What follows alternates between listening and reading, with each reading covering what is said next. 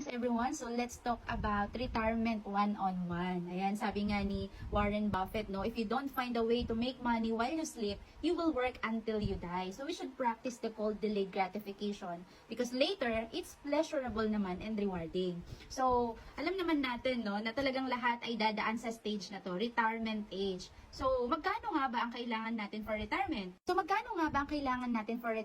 lahat naman tayo ay dadaan dito. So, this is part of our life stage, no? For food alone, 60 to 80 years old. So, this is the projected, no, ng mga Filipinos na nagre-retire. So, this is the earliest age for our retirement, no, 60 years old. So, iba, 65. So, let's compute na lang muna sa 60 to 80 years old. So, this is our, kumbaga, ang retirement is the longest holiday of our lives yan. So, ibig sabihin, ito yung pag sinabing holiday, di ba, magastos. So, syempre, tayo, pag nagkaedad na, talagang magastos po yan. Kasi dyan na rin yung mga sakit-sakit, di ba, maintenance, and, of course, ito rin yung time na wala na tayong trabaho. So, that's why we need to prepare for our holiday or longest holiday, no? So, for food alone, ayan, so, 100 meal, no? Times 3. Syempre, 3 times a day tayong kakain. So, let's say 300 pesos per day.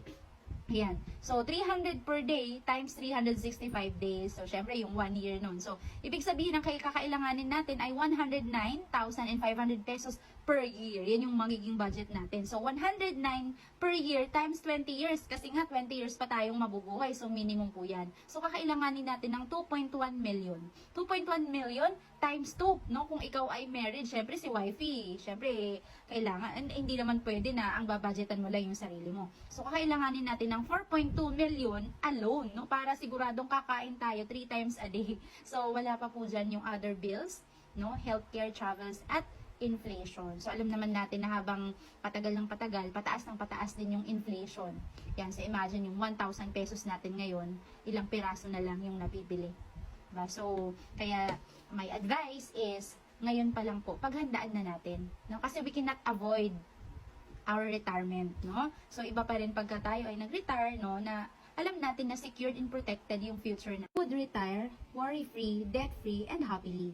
Ayan. So, kung gusto niyo po na magpagawa ng sample proposal for your retirement, message me now. Thank you!